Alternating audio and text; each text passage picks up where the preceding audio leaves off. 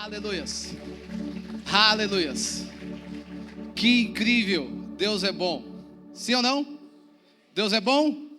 Enfim, a minha mensagem dessa noite é saindo da mentalidade da Babilônia.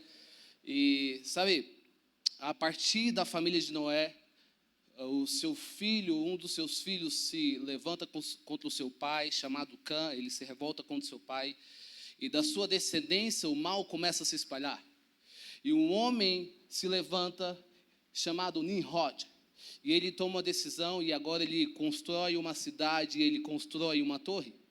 Então, quando ele constrói uma cidade, ele leva todos aqueles homens para lá e eles começam a falar a mesma língua. E ele constrói uma torre e essa torre vai até o céu. E que torre era essa? Torre de Babel. Diga comigo, Torre de Babel. Agora, qual era o objetivo de Nimrod construir essa Torre de Babel? Abra sua Bíblia aí, Gênesis 11:4. A gente vai ler um pouco de Bíblia nessa noite. O objetivo de Nimrod ao construir essa Torre de Babel. Diz o seguinte, Gênesis 11:4. Quando achar, digo amém? Fala o seguinte: depois disseram, vamos construir uma cidade com uma torre que alcança os céus. Assim, o nosso nome será famoso e não seremos espalhados pela face da terra. Sabe, o objetivo de Nimrod a construir essa torre de Babel era tomar o lugar de Deus. Era tirar Deus do fim e colocar ele no meio. Sabe, muitas vezes nós estamos construindo torre de Babel em certas áreas da nossa vida. Agora, como eu sei que eu estou construindo uma torre de Babel em certas áreas da minha vida? Primeiro, quando tudo aquilo que eu estou construindo não aponta para Deus, mas aponta para mim. Está comigo? Quando tudo aquilo que eu estou construindo não aponta para Deus, mas aponta para mim, eu não consigo ter compaixão pelo próximo. Eu não consigo pensar na próxima geração. Eu não consigo pensar. Então, tudo aquilo que eu estou construindo está apontando para mim. Eu não consigo pensar na próxima geração. Isso é egoísmo. Graças a Deus aqui ninguém é egoísta, amém? Eu começo a falar, dizer, cara, é a minha vida, as minhas regras. Coisa que já tiveram essa experiência. Cara, é a minha vida, é as minhas regras. Então, eu não estou nem para ninguém. É a minha vida. Né? Quando você é adolescente, você fala muito isso, sim ou não? Eu lembro quando eu falei isso, eu apanhei do meu pai, foi bem legal. Enfim, então, a minha vida, as minhas regras. Outro ponto sou eu que decido aquilo que está errado.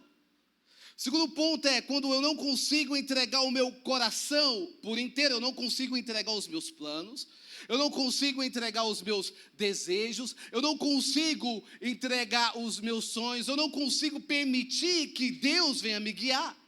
E muitas vezes nós estamos construindo torres em certas áreas, Torre de Babel, em certas áreas da nossa vida. Terceiro ponto é quando eu possuo uma mentalidade de idolatria. O que é o ídolo? O ídolo é o meio para conseguir a minha vontade. Então, toda idolatria não adora o ídolo, ele adora a si mesmo. O ídolo é o meio para conseguir aquilo que eu quero. Então, pior idolatria que existe é transformar Jesus no seu ídolo. Como assim? Porque ele não é o seu Senhor. Ele é o teu amuleto para você conseguir as coisas. Então, muitas vezes nós vemos na igreja só atrás da bênção e não do abençoador. Gente, está comigo? Será que você pode dar um amém aí? Muitas vezes nós vemos atrás da bênção. Muitas vezes eu falo assim, se o Senhor não fazer isso na minha vida, eu não vou vir na igreja. Se Deus não mudar a minha vida, eu vou parar, eu vou fazer biquinho, eu não vou vir mais para a igreja. Se Deus não fazer isso no meu coração, eu não vou vir para a igreja, vou ficar chateado com Deus. E muitas vezes, nós começamos a colocar Deus como um ídolo, como um amuleto para conseguir aquilo que está no desejo, aquilo que está no nosso coração.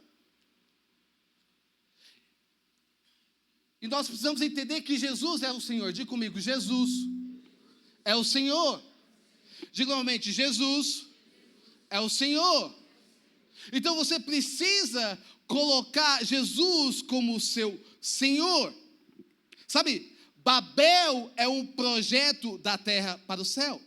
E nós precisamos sair dessa mentalidade babilônica. Está comigo? Está entendendo? Muitas vezes nós precisamos sair dessa mentalidade babilônica. Muitas vezes nós estamos construindo torres de Babel em certas áreas da nossa vida, que parece ser uma ideia inteligente, mas não é ideia de Deus. Parece ser uma ideia inteligente, mas não é ideia de Deus. Muitas vezes parece estar dando certo, mas existe um prazo de validade. Diga comigo, um prazo de validade. Então nós vemos aqui que Nimrod estava construindo, mas a intenção do coração dele estava errada. A motivação do seu coração estava errada. Está comigo?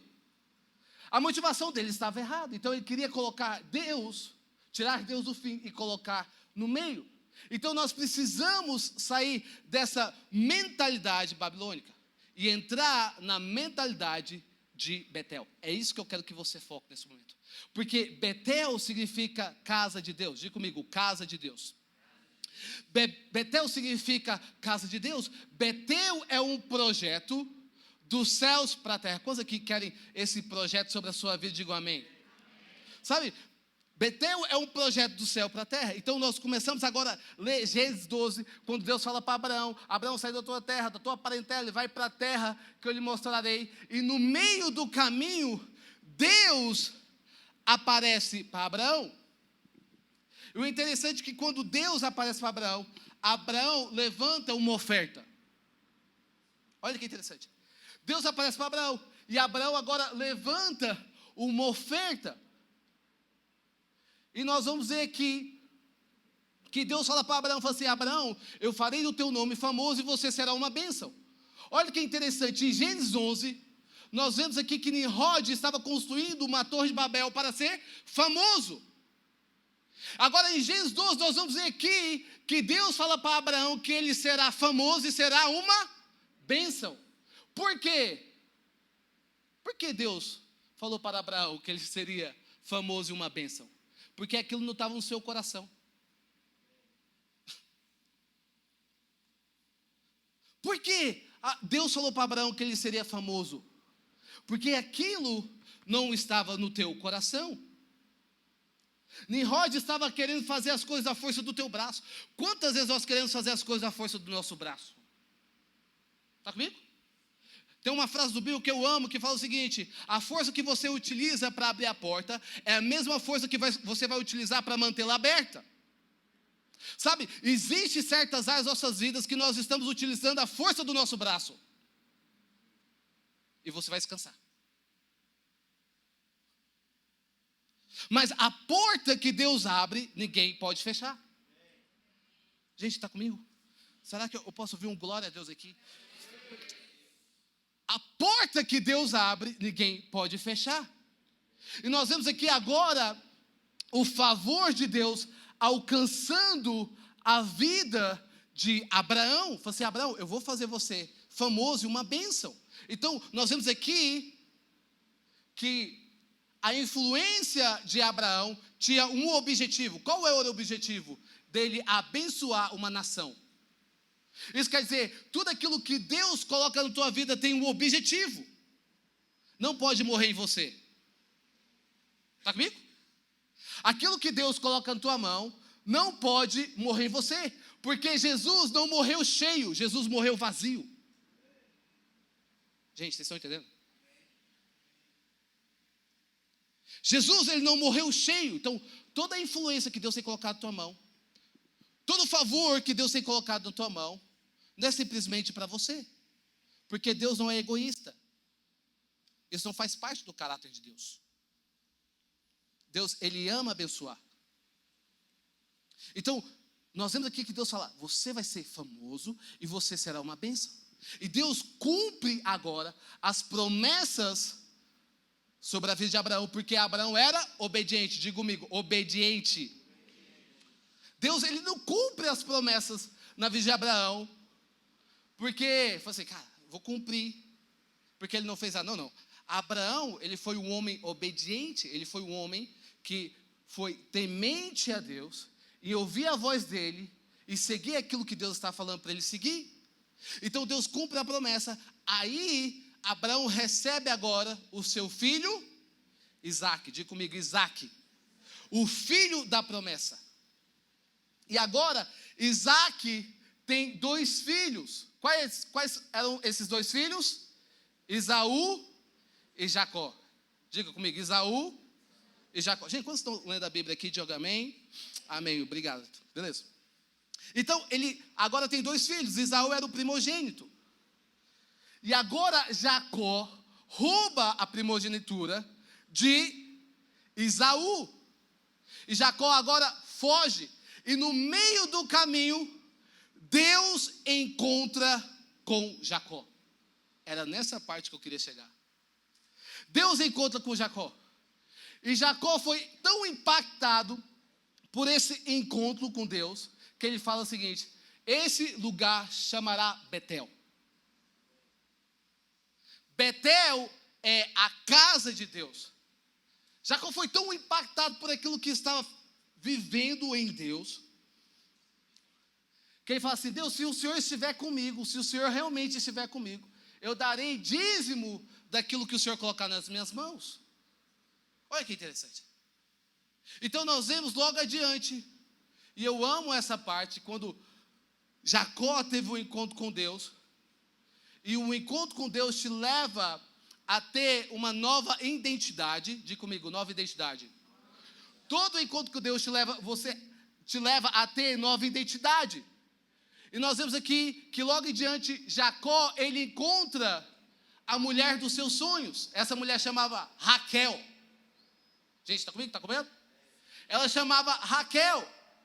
E ele apaixonou por aquela mulher que ele trabalhou 7 anos para tê-la. Mas o que mais me chamou a atenção, que eu estava lendo, em Gênesis 29, 20, fala assim: então Jacó trabalhou 7 anos por Raquel, mas lhe pareceram poucos dias pelo tanto que ele amava. Olha para você ver. Quando você ama, você faz loucura, sim ou não? Gente, eu lembro quando eu encontrei a Flávia, meu Deus. Eu colocava crédito no celular dela. Eu não tinha crédito, mas colocava no celular dela. Quando você ama, você faz loucura, sim ou não? Gente, quando eu encontrei a Flávia, ela tinha um iPhone, mas eu não tinha. Mas eu dei, parcelei. Porque eu estava amando. Essa mulher, é coisa que já fizeram loucura pela sua esposa, digo amém. Gente do céu. Eu ia para os Estados Unidos, não pensava em mim, trazia uma mala de roupa para ela. Falei assim: amor, é para você. Então eu fico imaginando aqui, Jacó trabalhando 7 anos pela Raquel. E quando chega no momento, não sei o que aconteceu lá, em casa com a Raquel, na madrugada, jogou a linha no meio, e Raquel não apareceu, e de repente ele acorda, não sei. Eu fico perguntando o que aconteceu com Jacó, que não conseguiu ver Raquel. Chega um momento que jogou a linha lá, e ele acorda e fala assim: cadê a Raquel? E Labão fala: olha, aqui a gente tem de costume a mais velha casar. Aí Jacó, decepcionado, porque a Bíblia fala que Lia tinha um olhar meigo, mas Raquel era atraente e tinha uma belezura. Então você consegue imaginar muitas vezes Jacó o que a Lia tinha? Só o olhar meigo.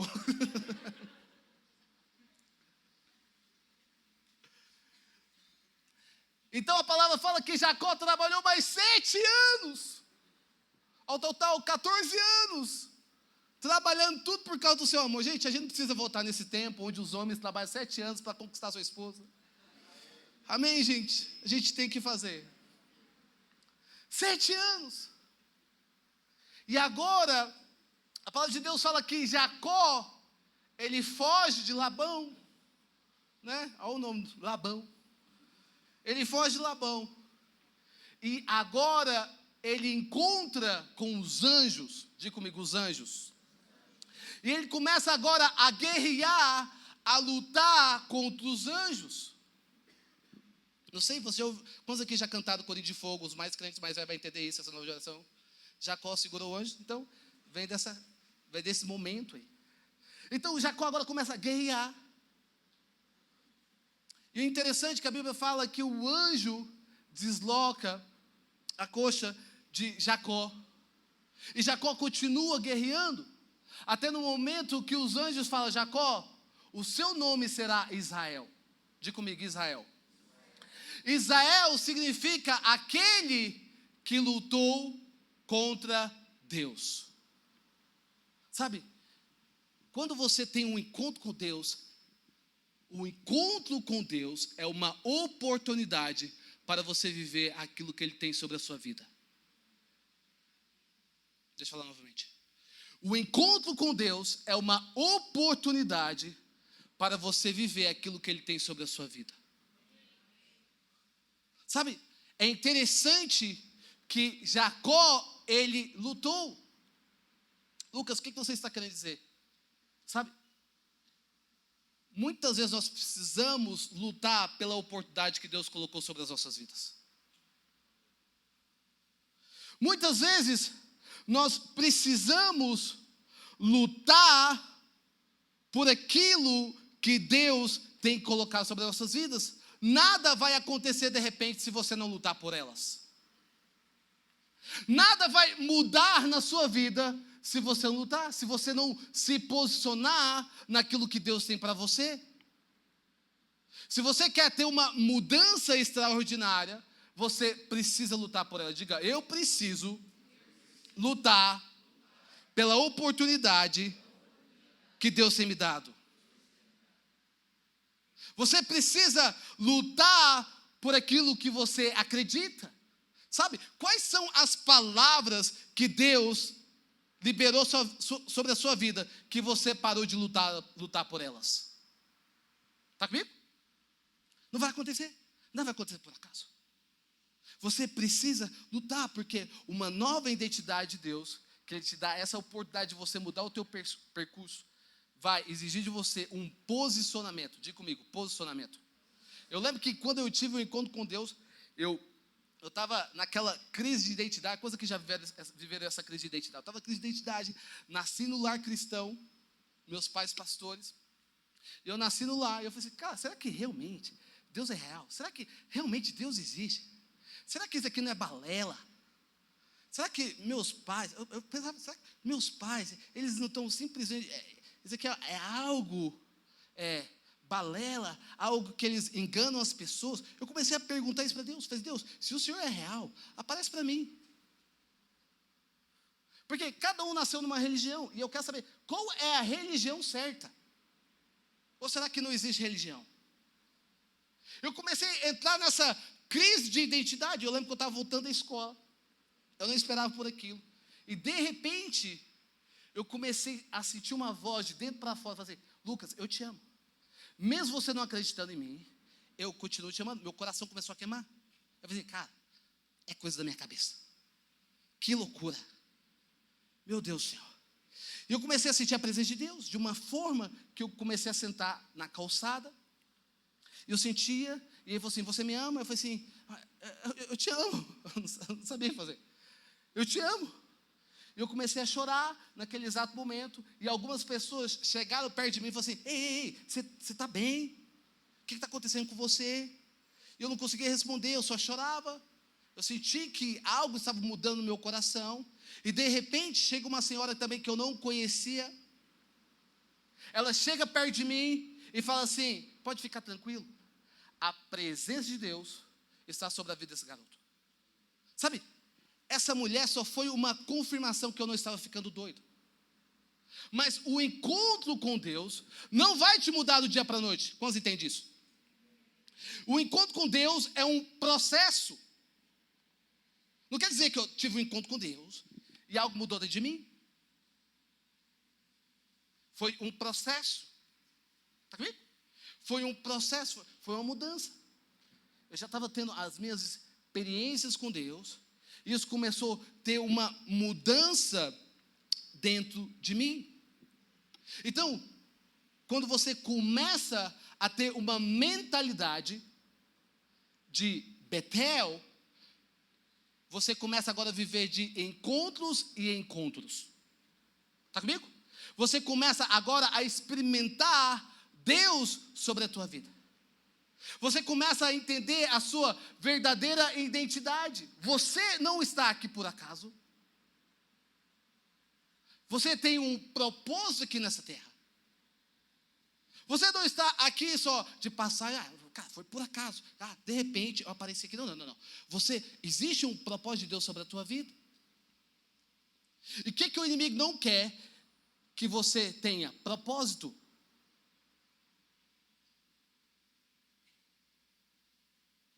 Myers Monroe fala algo interessante, porque a maior tragédia da vida não é a morte. A maior tragédia da vida é uma vida sem propósito. É quando você começa a correr atrás do vento, mas você não sabe por qual razão você está correndo atrás do vento. É quando você não tem um objetivo claro.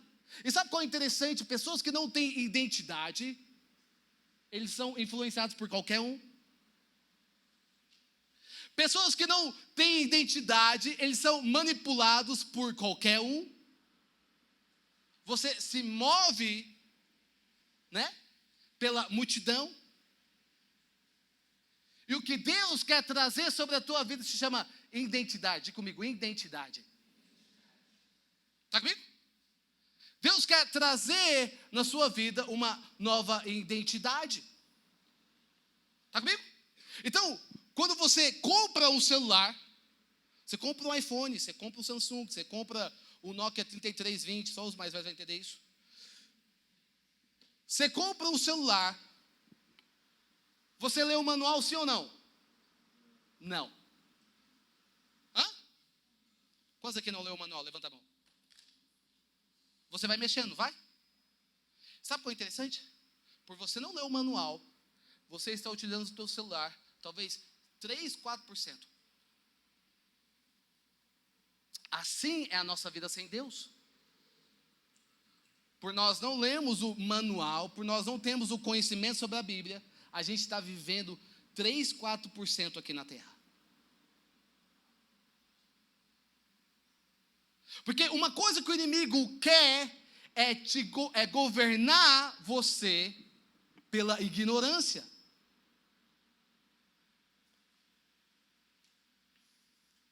Ignorância em hebraico significa trevas. E o diabo é o pai das trevas. Mas luz em hebraico significa conhecimento, e Jesus é a luz do mundo. Então quer dizer que Jesus governa as pessoas através do conhecimento. Deus não tem problema que você pense, por isso que Ele te deu um cérebro. Deus não tem problema que você questione, está comigo? Deus não tem problema que você faça perguntas, Ele quer que você faça perguntas. Porque no final de tudo, você vai encontrar somente aquele que é digno de toda a glória. Deus. Quantos aqui estão entendendo? Por isso que você precisa ser intencional a ler a Bíblia. Ser intencional. Intencional. Você começa a ler a Bíblia. Uau, conhecimento. E agora você começa a entrar naquilo que Deus tem sobre a tua vida, que é a nova identidade em Cristo Jesus. Diga, nova identidade em Cristo Jesus. Agora você começa a perguntar para o teu Criador, fala assim, cara, o que eu nasci para ser? Qual é o meu propósito aqui nessa terra? Olha que interessante. Deus encontra Jacó pela tua misericórdia, pela tua graça. Jacó não estava à procura de Deus. Abraão não estava à procura de Deus, mas Deus o encontra. Sabe o que eu quero falar para você? Deus vai te encontrar. Esteja onde você estiver, Deus vai te encontrar.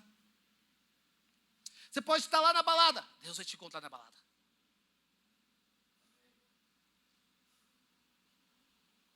Você pode estar lá no meio, né, viciado. Deus vai te encontrar naquilo. Deus vai te encontrar. Quantos acreditam nisso?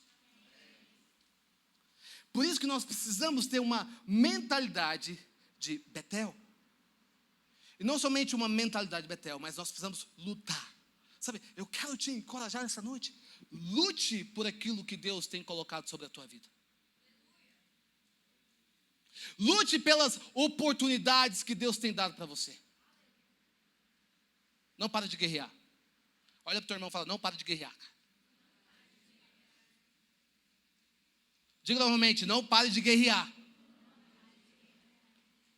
Está comigo? Seja forte, seja corajoso, não pare de guerrear com aquilo que Deus tem colocado sobre a tua vida.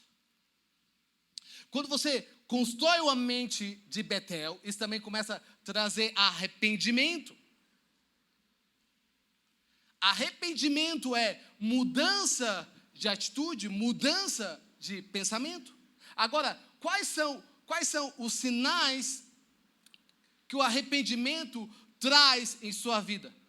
Você fica entristecido pelo teu pecado. Você fica entristecido pelo pecado. Então você não se orgulha mais do pecado. Você não tem mais prazer no pecado. Você fica triste. Porque existe a diferença de arrependimento e remorso. Remorso é, fui pego. Me pegaram.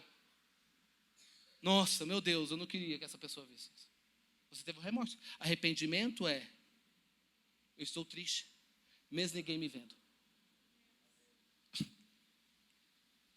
Está comigo? Eu estou triste. Então você fica entristecido pelo teu pecado. Outro ponto é, você busca redimir os seus erros.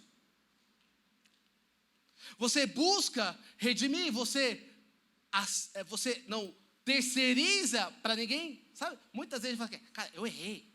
Mas eu errei pela influência dessa pessoa. É? Olha que interessante. Em Gênesis, lá, já estava rolando isso. Adão culpando a cobra culpando... Enfim, então esse ciclo. Você busca redimir, tipo assim, cara, eu vou consertar isso. É isso que Jacó estava fazendo. Ele buscou redimir, ele estava de volta para a sua casa. E ele estava mandando presente para Esaú. Ele estava preparando o coração de Esaú. Ele estava buscando se redimir. O que eu posso consertar?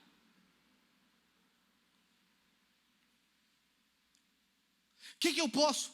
Jacó estava fazendo isso. Nós vemos também na vida de Zaqueu, que Zaqueu, quando teve um encontro com Jesus, ele falou assim, cara, eu pago 4 vezes mais aquele que eu roubei. Você busca redimir. Outro ponto que o arrependimento traz sobre as nossas vidas é, aceita a consequência do seu pecado. Você assume a consequência. Cara, eu assumo a consequência porque eu pequei dos meus erros. Está comigo? Muitas vezes você faz aquela pergunta, cara, eu não sei por que Deus não está me abençoando financeiramente. Para de roubar o teu patrão.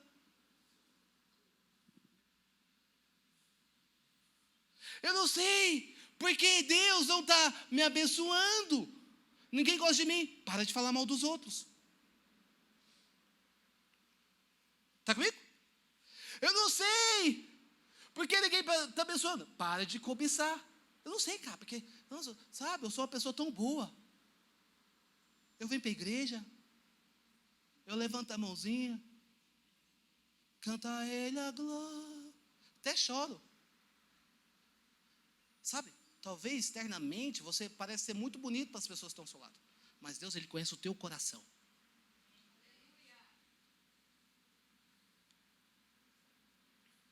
Você começa a assumir a consequência do pecado. Não estou falando que Deus não vai perdoar o teu pecado. Deus perdoa. Amém? Quantos acreditam nisso?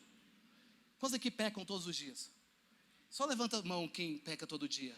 Amém, glória a Deus. Essa igreja é para a gente. Enfim, eu não estou falando que Deus não vai perdoar os seus pecados.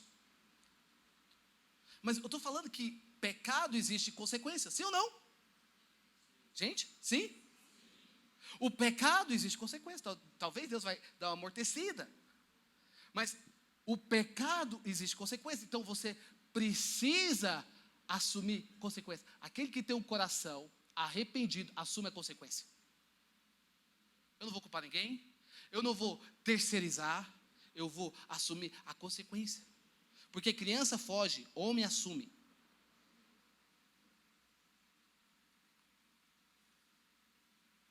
Está comigo? Não fui eu. Isso é criança. É engraçado isso. A minha sobrinha, a Ariela, ela está no momento de inventar coisas. E parece que é da natureza mesmo, né? Ela já consegue colocar a culpa na Isabela, mesmo não sendo Isabela.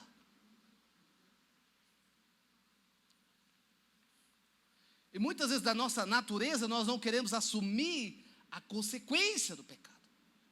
Mas, cara, fui eu. Me alinha, Senhor. Faça a tua vontade. Muda meu coração. Sou pecador mesmo. Deus, eu sou fofoqueiro. Deus, eu cobiço as coisas dos outros. Pai, me ensina a alegar, Pai. Me ensina a celebrar a vitória do irmão. Deus, sabe, você precisa assumir a consequência. O arrependimento também traz mudança de comportamento. O arrependimento traz essa mudança de comportamento. Então, aquilo que eu fazia, eu não faço mais. Se eu mentia, eu não minto mais. Se eu cobiçava, eu não cobiço mais. Se eu tinha inveja, eu não tenho mais. Se eu era uma pessoa desgovernada, eu não sou mais. Está comigo? Hã? Se eu falava mal dos outros, eu não falo mais. Eu não consigo.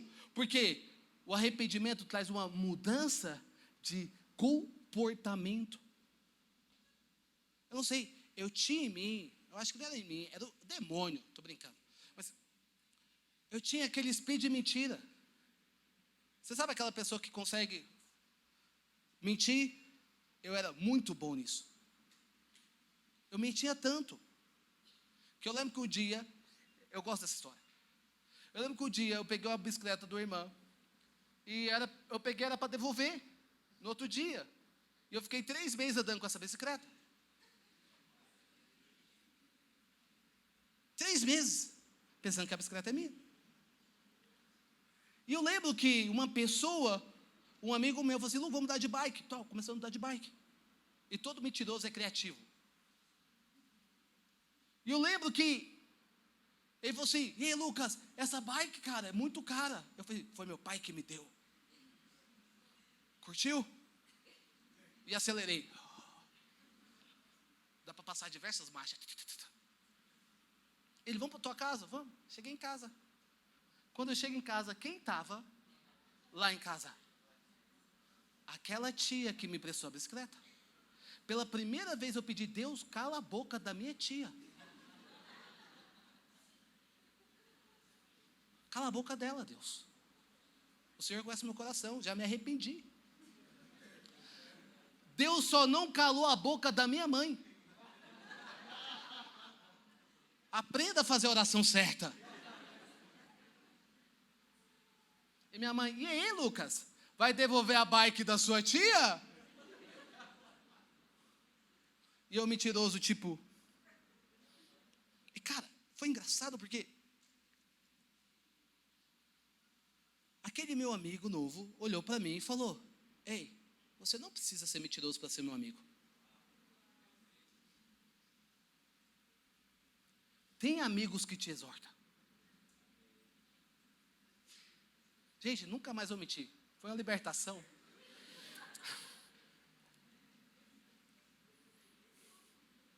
Nunca mais. Acabou a mentira. Sabe, o arrependimento traz mudança de comportamento. Aquilo que eu fazia no passado, eu não faço mais. Eu não me orgulho daquilo que eu fazia no passado. Está comigo? Eu não me orgulho dos meus erros. Eu não me orgulho de ser uma pessoa mentirosa, de ser uma pessoa querendo ser esperta para cima das pessoas, porque o arrependimento traz mudança de comportamento. Porque agora você entende que você é uma nova criatura em Jesus. Sabe? Você entende agora, você, cara, eu vou dizer não para as coisas erradas. E vou dizer sim para Deus. Sabe o que é o caráter? Caráter é quando ninguém está te vendo. Deixa eu falar para você. O caráter é quando ninguém está te vendo. É quando você está sozinho. É quando você não está dentro da igreja. Porque dentro da igreja, todo mundo, já viu? Consegue ter conversas sábias. Todo mundo, cara, eu acho que você não foi uma pessoa sábia. Você poderia ser mais maduro. É ou não é? Já viu? Cara, você não tomou uma decisão assim, que você tem que ser isso, isso, isso. Caráter é quando ninguém está te vendo. E você agora tem atitudes que correspondem com o caráter de Deus. Faz sentido isso? Os jovens sabem o que eu estou falando. Sim ou não? Quantos aqui ainda são solteiros? Você tem namorado, mas você é solteiro ainda. Né? Está namorando, beleza. Os jovens sabem o que é isso. Aquele momento que você está namorando, você fala assim, opa, amém, né? Vamos embora? Não, vamos ficar. Esse é o momento que é o teu caráter. Aquele momento que alguém quer ficar para você, você fala assim, para trás, Satanás. Sai de mim. Porque você começa a ter um caráter cristão. Você começa a ter um caráter, fazer, cara, eu sigo um Deus e eu preciso ser a sua imagem e semelhança. Diga para o teu irmão, você nasceu para ser a imagem e semelhança de Deus. Amém? Quantos creem nisso? Digam amém. Você nasceu para ser a imagem e a semelhança de Deus. Você nasceu para revelar às pessoas o caráter de Deus. O seu andado precisa ser igual ao de Jesus.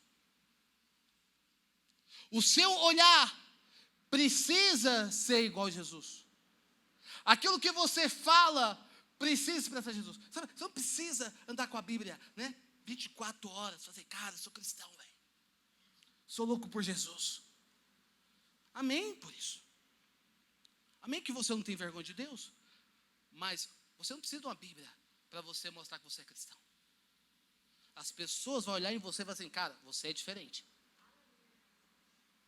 Enquanto o mundo está correndo para esse lado, você está indo para esse lado. Enquanto as pessoas estão se movendo, você está se movendo para o outro lado. As pessoas olham você e vê Jesus. Eu amo isso. Sabe, pessoas que carregam a presença de Deus. Então, a mentalidade de Betel é um projeto dos céus para a terra. A mentalidade de Betel é um projeto dos céus para a terra. Isso quer dizer que Deus, Ele quer que você experimente isso. Você não precisa, deixa eu falar algo que talvez possa te chocar, você não precisa morrer para você ir para o céu. Mateus 6 fala, Pai nosso que estás no céu, santificado seja o vosso nome, venha o nosso teu reino, seja feita a tua vontade, assim na terra como é no céu. E nós vemos aqui que Jesus, Ele fala, eu só faço aquilo que eu vejo o meu Pai fazer. Isso quer dizer que quando você entende que você é filho de Deus, você tem acesso àquilo que Deus tem sobre a sua vida. Então, a mudança de comportamento, diga, eu preciso mudar o meu comportamento. Diga novamente, eu preciso mudar o meu comportamento. A mentalidade de Betel também traz gratidão. Olha, abre a tua Bíblia em Gênesis 32, 10, e eu quero terminar com isso.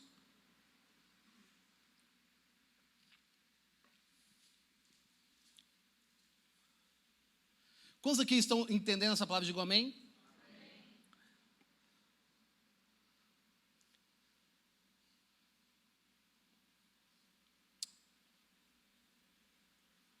Diz o seguinte: não sou digno, quantos acharam? Não sou digno de toda a bondade e lealdade com que tratasse o teu servo. Quando atravessei o Jordão, eu tinha apenas o meu cajado, mas agora possuo 2 caravanas. Olha que interessante. Jacó, ele sai com um cajado.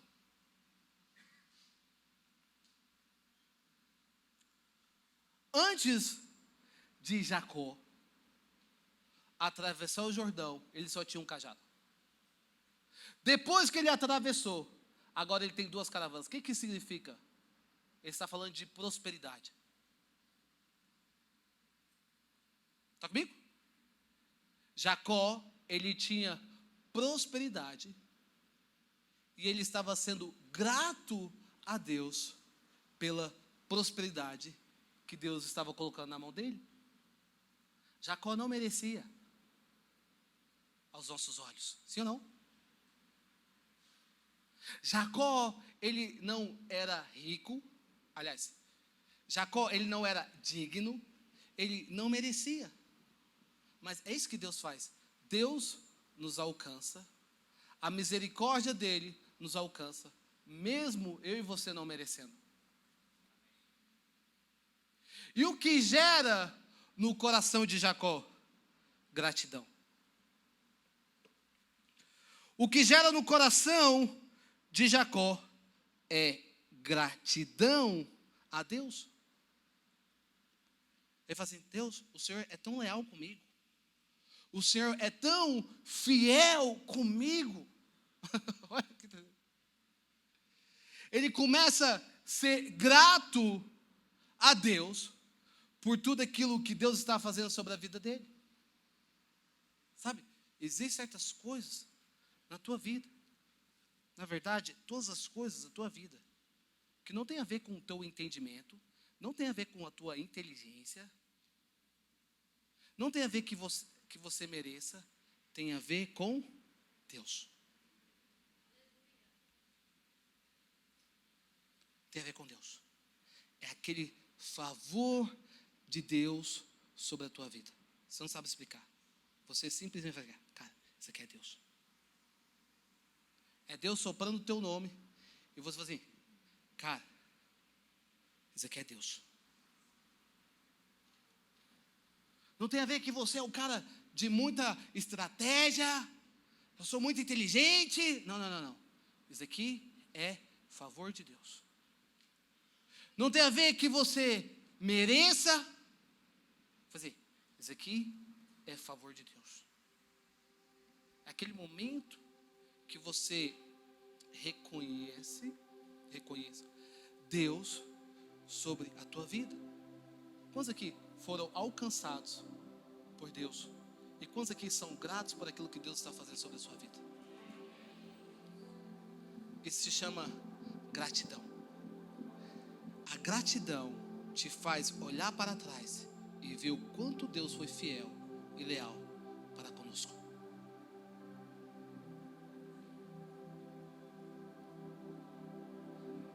A gratidão te leva a construir boas memórias. Você começa agora a construir um memorial daquilo que Deus fez sobre a tua vida. Isso é gratidão. Você olha para trás e fala assim: uau. Sabe, eu sempre falo, nós precisamos voltar a olhar a nossa foto antiga. Você fala isso: olha a sua foto antiga. Quando eu olho para a minha foto antiga, eu falo: meu Deus do céu, como eu era feio. Meu Jesus, o teu espírito me deixou mais bonito. Quando eu olho para trás, eu falo: meu Deus, Pai, antigamente eu era tão feliz no eixão, e eu pensei que a minha vida toda eu iria andar de eixão. Deus, eu começo a olhar para trás e fazer, meu Deus, eu me lembro nos momentos que depois do culto eu ia sair com a galera da igreja e eu não tinha dinheiro para comprar um sanduíche depois do culto. E eu me lembro, Pai, que os meus amigos, eles pegavam o sanduíche deles e colocavam aquele dedão lá no meio, medindo o que eu tinha que comer. E eu falava, é a minha única oportunidade, eu vou comer o dedo desse cara. É a minha única oportunidade. É a minha única oportunidade. E uau, você comeu quase meu dedo, eu sei.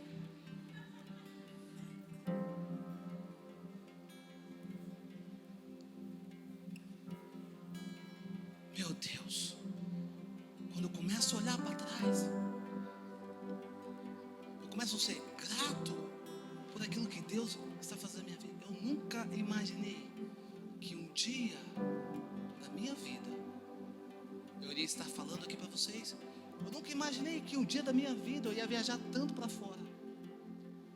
Minha alegria era simplesmente ir para Hidrolândia. Eu estava lembrando esses dias que tinha um tio meu, na verdade tinha não, tem um tio meu, que todo final de semana ele fazia a minha alegria. Ele aparecia na bike dele e eu ia no cano da bike e ele me ia levando até Hidrolândia. Jesus, meu Deus, eu era tão infantil que eu não sabia. Eu fui de carro para Hidrolândia esse dia, já achei longe, eu estava de bike. Pai, você começa a ser grato por Deus. Está comigo? Você começa a trazer boas memórias. Deus, obrigado, Jesus. Obrigado, Jesus, porque eu tive forças para dizer não para aquelas meninas, Pai. Pai, obrigado, Jesus, porque eu encontrei a minha esposa. Pai, obrigado, Jesus, porque eu acordo pela manhã, eu vejo a minha esposa no outro quarto orando pela família dela. Pai, obrigado, Jesus, porque aqui em casa existe uma paz. Obrigado, Jesus, porque o Senhor governa na minha vida. Obrigado, Jesus, porque agora eu posso sair com as pessoas que não têm condição e agora eu posso abençoá-las. Obrigado, Jesus. Obrigado. Eu começo a ser grato a Deus por tudo aquilo que Ele tem feito na minha vida. Obrigado, Jesus, por não desistir de mim, mesmo eu desistindo. Obrigado, Jesus, o Senhor me alcançou. Eu estava no buraco e o Senhor me tirou do buraco. Eu estava triste e o Senhor trouxe alegria. Obrigado, Jesus, por o Senhor ter me dado novos cânticos no tempo de tribulação.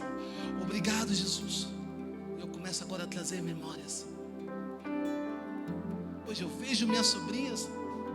A minha alegria era poder ir no Itapark, mas a minha realidade nem era nenhum Mutirama. Hoje eu vejo minhas sobrinhas e falo assim, elas já nasceram falando Disney.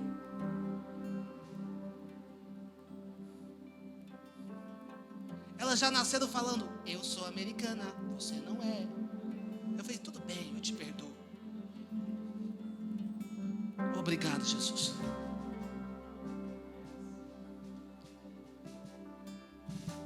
Obrigado, Jesus, porque através da minha vida eu posso abençoar uma nação e uma geração.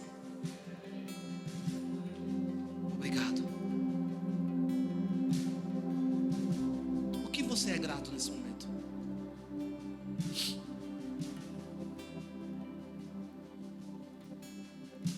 O que você é grato?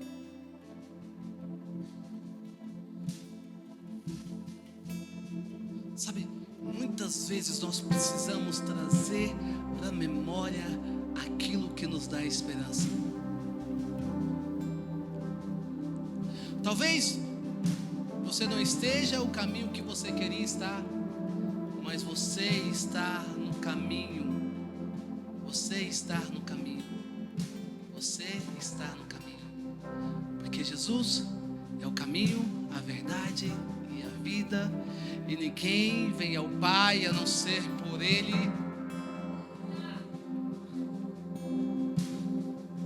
Jesus é a alegria. Jesus é o pão da vida. Aquele que comer de mim nunca mais terá fome, e aquele que beber de mim nunca mais terá sede.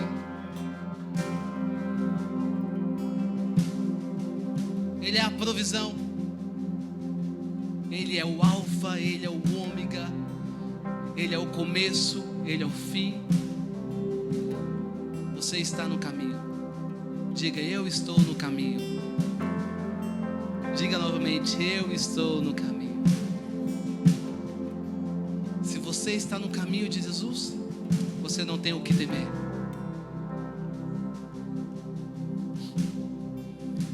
Ele é aquele que acalma a tempestade.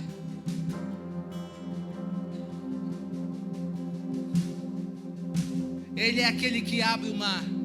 E se o mar não se abrir, Lucas, Ele vai fazer você andar sobre as águas.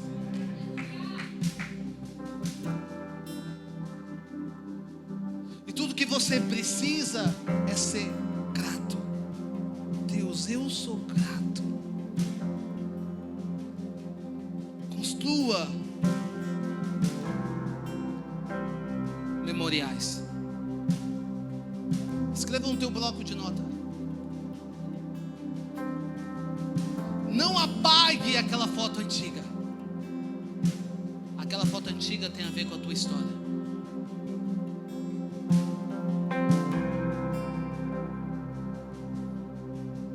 Não tenta apagar da sua mente os momentos difíceis. Aqueles momentos difíceis forjou você. Porque Ele continua sendo Deus. Meu lugar seguro, meu esconderijo,